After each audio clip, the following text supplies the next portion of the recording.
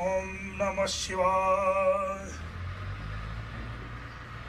जय शंभुनाथ दिगंबरम करुणाकरम जगदीश्वरम भयतारिणं भवहारिणं भयतारिणं करुणाकरं जगदीश्वरं। जय शंभुनाथ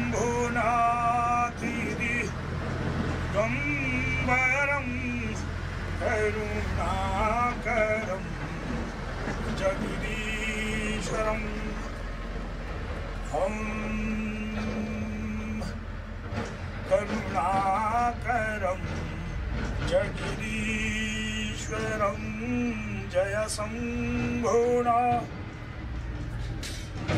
दिगंबरं करुणाकरं जगदीश्वरं। भाया भयंकरी दुख हरम नंदी स्कंद गौरी गणपति श्री केदार नमाम्यहम्। उदक कुंड है आधम पावन ऋतषि कुंड मनोहरम। हंस कुंड समीप्य सुंदर श्री केदार नमाम्यहम्। उदक कुंड है आधम पावन पंचविधं पयोदधियुक्तं कर्पूरखण्डोज्ज्वलं ताम्बूलं मनसा मया विरचितं भक्त्या प्रभो स्वीकरो। आत्मा त्वं गिरिजामती सहचरा प्राणशरीरं गृहं पूजा ते विषयोपभोग रचना इंद्रासमाधिस्थिता। संजारः प्रदियो प्रदक्षिण विधि स्त्रोदराणि शर्वागिरो। यद्यत् कर्म करोमि तवदखिलं शंभो तवाराधनम्। ओम श्री गणेशाय नमः। ओम श्री गणेशाय नमः। विभं व्यापकं ब्रह्मवेदस्वरूपं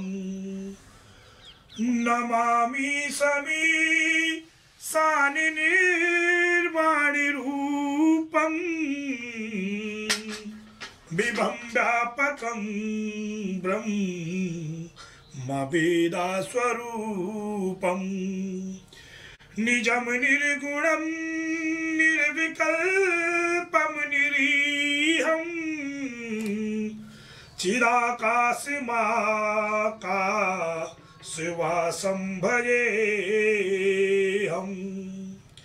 निराकारिमोङ्कारमूलं तुरीयं गिराज्ञानिगोत्री तिमीशं गिरीशं करालं महाकालं कृपालं गुणागार संसारपारं नतोऽहं। मनोभूतिकोटि प्रभाश्री शरीरम्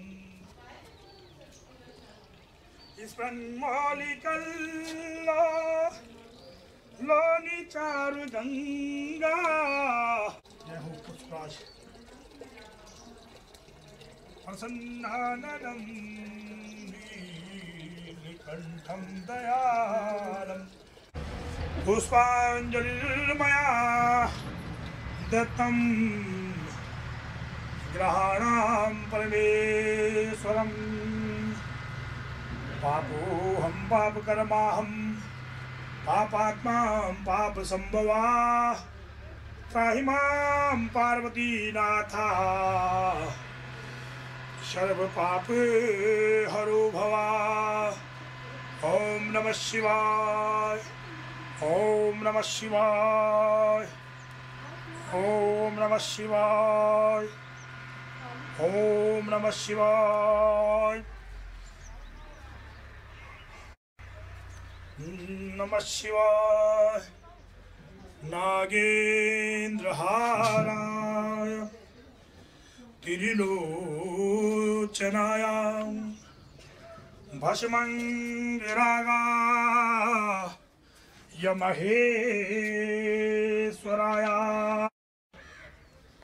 नित्याय शुद्धां यदिगम्बराय तस्मै मकाराय नमो शिवाय। ओम नमः शिवाय, ओम नमः शिवाय। नागेश्वराय नमः, ओम नागेश्वराय नमः, ओम नागेश्वराय नमः, ओम नागेश्वराय नमः।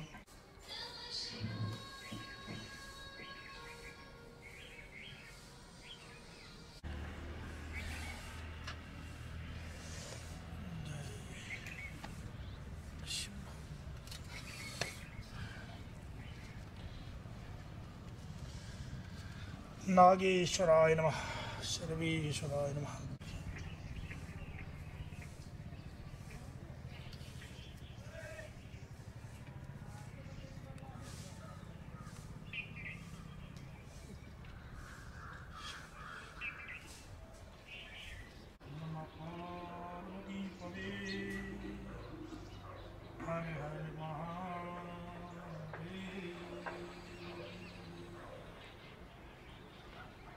मैं केदार बाबा राजेश देवीसनाथ किसी समय कोटद्वार से ही एमएससी कर रहा था और कोटद्वार से एमएससी करने के बाद अचानक से भगवान शंकर जी की प्रेरणा से मैं इस मार्ग पे आया हूँ। मेरा मूल इसी उत्तराखंड का है, पौड़ी डिस्ट्रिक्ट का ही। अब चूंकि हमने वह गांव वह कुल त्याग दिया है, इसलिए अब हम उसका वर्णन नाम तो वैसे बता नहीं सकते, लेकिन पौड़ी ग्राम मतलब पौड़ी डिस्ट्रिक्ट के ही हमारा मूल निवास था। और आज जो है सती चौड़ में हम आकर के यहाँ पर बसे हुए हैं भगवान शिव जी की, केदार जी की कृपा से। और अब यहाँ पर भगवान केदार जी यहाँ पर मूल रूप से स्थापना पंचमुखी केदार जी के रूप में हो गई है, 12 ज्योतिर्लिंग के रूप में हो ही गई है। अब जो प्रेरणा जो ज्ञान प्राप्त होना था भगवान श्री केदार जी की कृपा से, जितना हमें उन्होंने देना था हमें दे दिया है। जितना हमें लगा कि भाई ये अब हमारे जीवन के लिए उचित है, उतना ज्ञान प्राप्त करके हम संसार में भ्रमण करते हैं। तो मैं पुनः एक बार सभी जो लोग भी मेरे इस लाइव को सुने, उन सभी लोगों से मेरा एक अनुरोध है कि वास्तव में मैं अपने अनुभव से और अपने आध्यात्मिक शक्तियों के द्वारा जो भी मैंने आज तक अपने इस जीवन में तपोबल के द्वारा, तपस्या के द्वारा या भजन कीर्तन के द्वारा जो अनुभव किया, मैंने यही अनुभव किया कि सर्वे सर्वा सदा शिव ही इस ब्रह्मांड के रचयिता है। उन्होंने ही ब्रह्मा विष्णु महेश को पैदा किया, उन्होंने ही रुद्र को पैदा किया, उन्होंने ही अपने नाना रूप धारण किए, उन्होंने ही देवी आदि शक्ति पार्वती को पैदा किया, उन्होंने ही आदि शक्ति दुर्गा को पैदा किया। उनके द्वारा ही इस ब्रह्मांड की सृष्टि की रचना की गई और वही इस सृष्टि को चला रहे हैं। ये मेरा अपना खुद का आत्म अनुभव भी है और परीक्षा करके मैंने प्रमाण भी लिया है। जैसे एक विज्ञान का विद्यार्थी, एक साइंस का स्टूडेंट जिस प्रकार से प्रैक्टिकल करके किसी चीज को सिद्ध करता है, ऐसे ही मैंने भी अपने जीवन में ये सिद्ध किया है कि वास्तव में शिव ही इस सृष्टि को चलाने वाले हैं। मैं जैसे कि आपको अभी बताया कि मैं मनमुखी हूँ, ना तो मैंने किसी से मंत्र दीक्षा ली, ना मैंने किसी से मंत्र की सिद्धि ली, ना मैंने कोई मंत्र की सिद्धि की। अपने मन में जो विचारधारा आ जाती है, जैसे एक समय जब उस बालक की हमने अभी बात की थी कि भाई इस प्रकार से हुआ था, तो हम फिर उस बालक की जब वो ठीक हो गया, फिर हम जो है बड़ के पेड़ पर पौष मास में नग्न होकर के बड़ के पेड़ में उल्टा लटकते थे। ऐसी प्रेरणा भगवान शंकर देते हैं। यहाँ से जो है 12 ज्योतिर्लिंग की यात्रा करते हुए कैलाश चले गए, 2 बार कैलाश के दर्शन किए, बीच बीच में 5 कैलाश किए। तो ये सब शिव जी की कृपा से यहाँ धन भी अपने आप भगवान शंकर जी भेज देते हैं। कुछ हाथों में बरकत दी है, किसी का कल्याण हो जाता है, वो लोग 10-5 रुपए जो भी चढ़ाते हैं, उनकी चढ़ावे से जो हमें प्राप्त हो जाता है उसको हम यात्रा पे खर्च कर लेते हैं, अपने बच्चों पे खर्च कर लेते हैं। और नास्तिकता इस कारण से मन में ये था कि भाई लोग कहते हैं कि शिव ही सब कुछ है, तो क्या वास्तव में शिव है? ये मन में धारणा आई। इस धारणा को सोचते हुए फिर अचानक एक दिन एक ज्योति का हमारे सामने प्रकाट्य हुआ, ज्योति के दर्शन हुए। उस ज्योति के माध्यम से हमें एक बहुत ही विचित्र दिव्य दर्शन किसी मूर्ति के हुए, जिसका वर्णन नहीं किया जा सकता है, जिसको हम दिखा नहीं सकते, समझा नहीं सकते। उसके साथ में जब उनसे हमारी प्रेरणा हुई, मन की तरंगे जब जुड़ी, तो उन्होंने कहा कि भाई आपको ये पीले वस्त्र धारण करने होंगे, आप किसी से मांगेंगे नहीं, और जैसी मेरी इच्छा होगी मैं इस संसार में आपके द्वारा कार्य करवाता जाऊंगा। तो हमने कहा ठीक है, यदि हम ये वस्त्र धारण करेंगे तो सबसे पहले हमारी एक परीक्षा ही समझ लो। हमारी एक परीक्षा है कि यदि वास्तव में शिव हैं, तो कैलाश में हमने सुना है कि शिव जी का स्थान है। यदि हम बिना वीजा के, बिना पासपोर्ट किए कैलाश के दर्शन कर लें, तो हम फिर इस चोले को पहनने के लिए बाध्य हो जाएंगे। अन्यथा हम अपना जीवन को क्यों व्यर्थ गंवाएं, क्यों हम अपनी ऊर्जा को जो है बेकार करें। तो भोलेनाथ परमात्मा सदाशिव की ऐसी कृपा हुई कि सबसे पहले हमने 3 महीने के अंदर 12 ज्योतिर्लिंगों की परिक्रमा की, 12 ज्योतिर्लिंगों के दर्शन किए, फिर गंगा सागर के दर्शन किए, फिर पशुपतिनाथ के दर्शन किए, फिर मुक्तिनाथ के दर्शन किए। और मुक्तिनाथ के दर्शन के बाद फिर जब हम दामोदर कुंड जाने वाले थे, तो अचानक एक ऐसी माया हुई कि वहां पर लोग शालिग्राम पत्थरों को उठा रहे थे। हमने कहा भाई क्या करना है इस पत्थर का, ये पत्थर को ले जाके क्या करेंगे। तो अचानक एक ऐसी कृपा बनी कि शालिग्राम पत्थर हमारी जेब में आ गया, घोड़े के पांव से उछल के गोद में। हमने देखा कि ये है क्या, तो देखा कि उसमें जो है चंद्रमा की आकृति बनी हुई है और शंख चक्र के निशान बने हुए हैं। फिर हम वहां से आए, फिर हमने सोचा कि अब कैलाश जाना है तो कैसे जाएंगे। तो भोलेनाथ जी की कृपा ऐसी बनी कि हम पशुपतिनाथ वापस लौटे। पशुपतिनाथ में जो है योगी हरिनाथ एक वहां पे राज्यसभा सदस्य थे नेपाल के, उनसे मुलाकात हुई। उन्होंने हमें एक मार्ग बताया कि बोला महाराज जी, अगर आपके ऊपर शिव की कृपा होगी तो आप अवश्य कैलाश जा पाएंगे, और यदि आपके ऊपर शिव की कृपा नहीं होगी तो आप कैलाश नहीं जा सकेंगे। फिर हम वहां से नीचे आए, वहां पे एक महाराज जी हैं, गिरी नामा उनका है, वे वहां पर अन्य क्षेत्र चलाते पशुपति के आगे।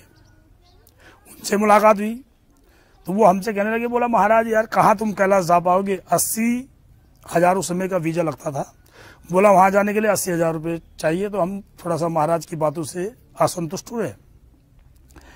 हमने उन्हें कहा कि महाराज आप संत नहीं हैं, क्योंकि आप यहाँ पर अन्य क्षेत्र चला रहे हैं, आप संत नहीं है, क्योंकि संत का काम अन्य क्षेत्र चलाना नहीं होता है। और यदि आप संत हैं तो आपको परमात्मा के ऊपर विश्वास होना चाहिए। क्या हम जो है डाका थोड़ी डालेंगे, या हम कहीं से भिक्षा थोड़ी मांगेंगे। यदि शिव का स्थान कैलाश है तो हमें 80,000 रुपये की क्या आवश्यकता है। इस प्रकार से भगवान शंकर जी की माया से उनका और हमारा थोड़ा सा द्वंद्व हुआ। फिर हमने संकल्प लिया कि वास्तव में यदि शिव हैं तो हम अवश्य ही कैलाश मानसरोवर पहुंचेंगे। परमात्मा भोलेनाथ की कृपा बनी कि हम धारचूला आए। धारचूला से फिर वहाँ के एसडीएम से परमिशन ली, लेकिन हमारे जो भारत के जो एसडीएम वहाँ पर बैठते हैं वहाँ से हमें परमिशन नहीं मिली। फिर हम नेपाल के धारचूला में गए। नेपाल के धारचूला में वहाँ के जो एसडीएम थे, शंकर जी की कृपा से उन्होंने हमें अपने क्षेत्र में लिपू दर्रा तक जाने की आज्ञा दे दी, परमिशन दे दी। और जब हम लिपू दर्रा तक पहुंच गए, उसके बाद हमने लिपू दर्रा पार की, हम चाइना में चले गए। चाइना के लोगों ने हमारी बहुत मदद की।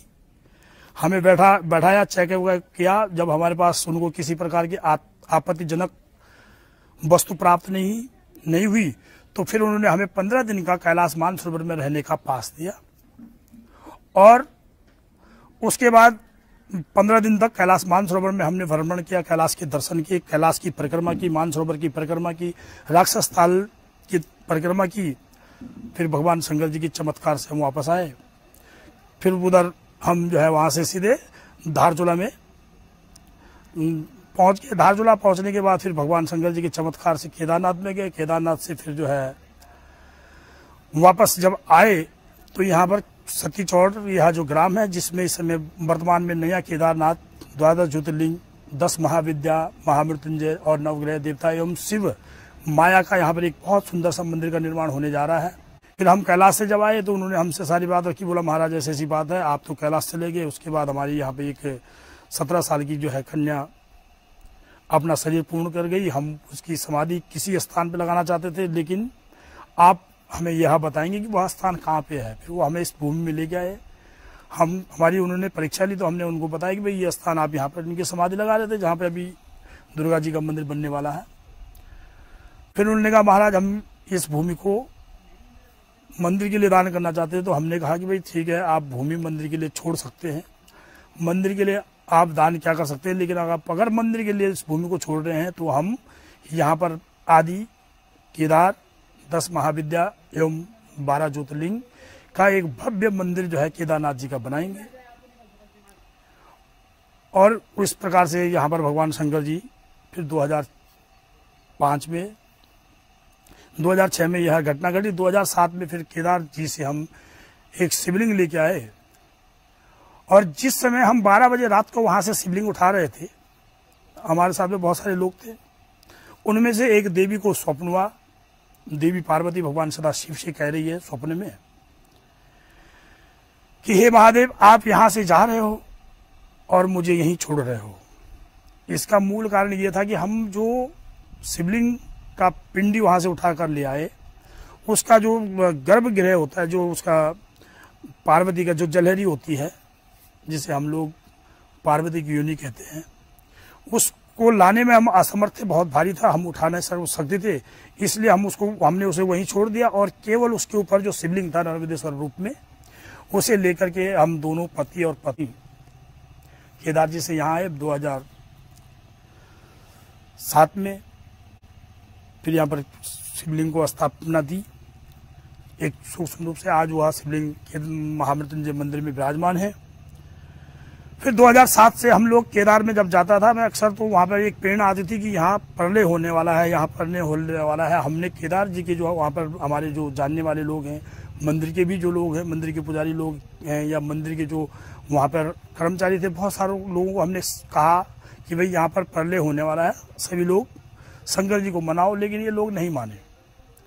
2010 से वहाँ, उससे पहले से ही होने लग गई थी मौतें, लेकिन 2010 से अक्सर वहाँ ज्यादा करके ये दिखाई देने लग गया था कि जब कपाट खुल रहे थे तो मौतें हो रही थी। एक साल में 10, एक साल में 27, एक साल में 12, इस प्रकार से जब मौतें हुई, हम लोगों मन में एक विचार आया कि ये 10 मौतें 10 महाविद्याओं को, ये 12 मौतें 12 राशियों को, ये 27 मौतें 27 नक्षत्र को दी। फिर 2013 में जब वहां पर कपाट खुल रहे थे तो अचानक शंकर जी की एक कृपा हमारे ऊपर बनी और हमने कपाट खोलते समय वहां पर एक सार्वजनिक घोषणा की कि इस समय यहाँ पर भगवान सदाशिव जल समाधि ले रहे हैं। जब यह बात हुई, काफी प्रचंड क्रोध प्रकोप वहां पर हमको देखने को प्राप्त हुआ। मंदिर वालों को भी हमने भरा बुरा कहा।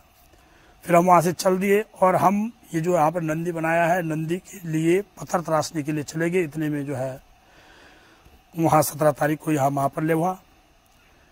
इस प्रकार से भगवान शंकर जी की प्रेरणा से मैं समझता हूँ कि यहाँ पर एक नया केदार की यहाँ पर स्थापना करवाई गई और अब इसका धीरे धीरे जो है निर्माण होगा। यहाँ पूरा मंदिर पर केदार जी की शैली पे बनेगा और पूरा पत्थर से बनेगा।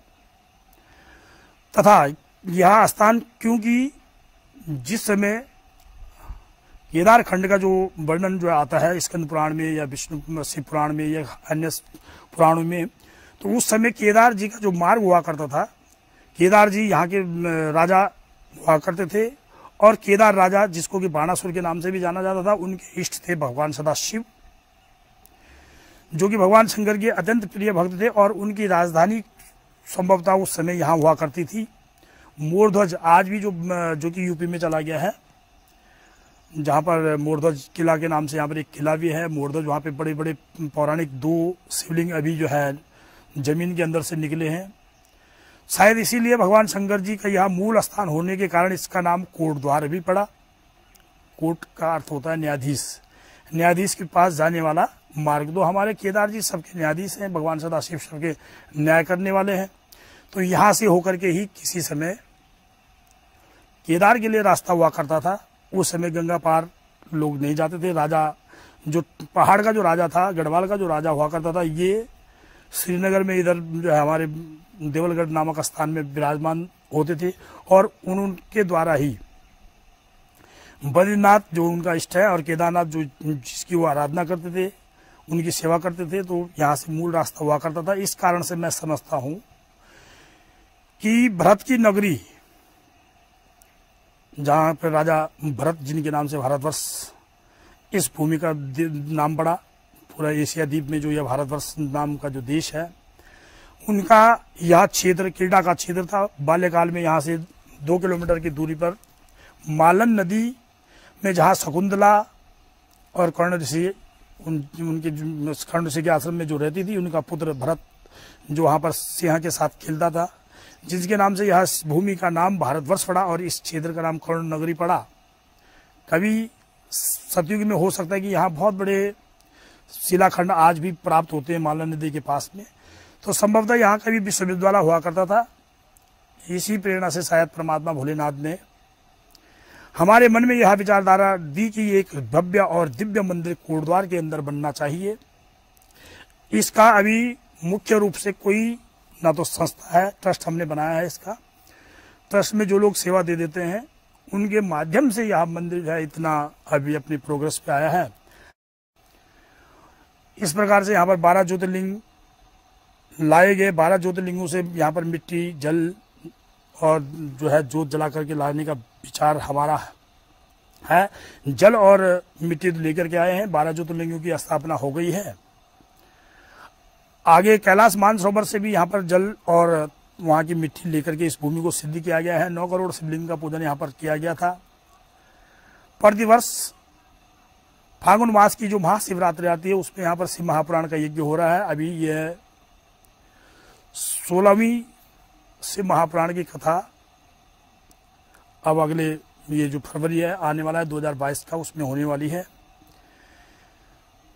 और हम चाहते हैं कि वास्तव में भगवान शंकर जी के नाम लेने से जगत का कल्याण हो। जो कि हमने अनुभव किया है कि हम जब भगवान शंकर को गाली दे देते हैं या कुछ अपनी बात को क्रोध करके उनके पास रखते हैं, तो हमने अपने जीवन में पाया है कि प्रत्यक्ष वो बातें जो है सत्य घटी है, और हम लड़के ही भगवान शंकर से अपनी बात विचारधारा मनाते हैं। कई ऐसी घटनाएं हमारे जीवन में हुई कि हमने जब क्रोध किया भगवान शंकर जी से, तो तब उन्होंने हमारी मन की कामना पूर्ण की। हमारे बच्चे हैं, 3 बच्चे हैं, और हमें कभी किसी के पास मांगने की आवश्यकता नहीं पड़ती। भगवान शंकर जी पूर्ण कर देते हैं। शिक्षा दीक्षा परमात्मा की इच्छा से उनकी हो रही है, और ना हम इस चूल्हे को व्यवसायकरण देना चाहते हैं। हम ये चाहते हैं कि परमात्मा यदि पालने वाला भी वही है, मारने वाला भी वही है, त्रिकालदर्शी है, सब कुछ जानता है, वो अगर पूर्ण करता है तो ठीक, नहीं तो उसकी इच्छा।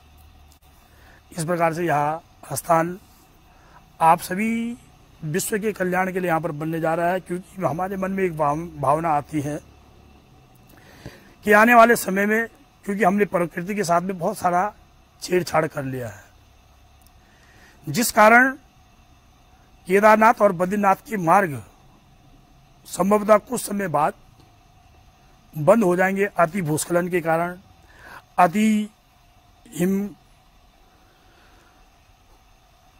बर्फबारी के कारण यह मार्ग धीरे धीरे बंद हो जाएंगे, और उस समय ऐसी अवस्था आ जाएगी कि अति बर्फबारी के कारण शायद ये सारे तीर्थ, ये जो धाम, हमारे जो पौराणिक धाम है, ये बर्फ के नीचे जम जाएंगे। तो उस अवस्था में यहाँ पर एक मंदिर जो कि केदार जी की तर्ज पे यहाँ पर बना रहे, ताकि आने वाली पीढ़ी को, आने वाली जो नई सृष्टि जो कभी आए, तो उनको अगर इसके अवशेष मिले तो उन्हें पता लगे कि हमारी शैव संस्कृति इस प्रकार की थी। मैं मनमुखी हूँ, गुरुमुखी नहीं है, मेरा कोई गुरु नहीं है। शिव ही गुरु हैं, शिव ही मेरे इष्ट हैं और शिव ही मेरे शत्रु हैं, शिव ही मेरे सब कुछ है। शत्रु इसलिए क्योंकि शिव ही ने हमें इस मार्ग पे डाला है और उन्होंने हमें कहा कि भाई मांगना नहीं है। आप मांगते नहीं है तो मंदिर नहीं बनता, मांगना भी पड़ता है, लेकिन क्या करें, मांगने के लिए निषेध किया गया है।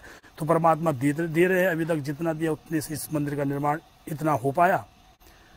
उनके द्वारा हमको एक वाणी दी गई शिव महापुराण की कथा करने की। शिव महापुराण की कथा कभी कर लेते हैं क्षेत्रों में जाकर के, जिससे जो भी धन प्राप्त हो जाता है उसको हम यहाँ पर लगा लेते हैं, अपनी उदर की पूर्ति भी करते हैं। और प्रतिवर्ष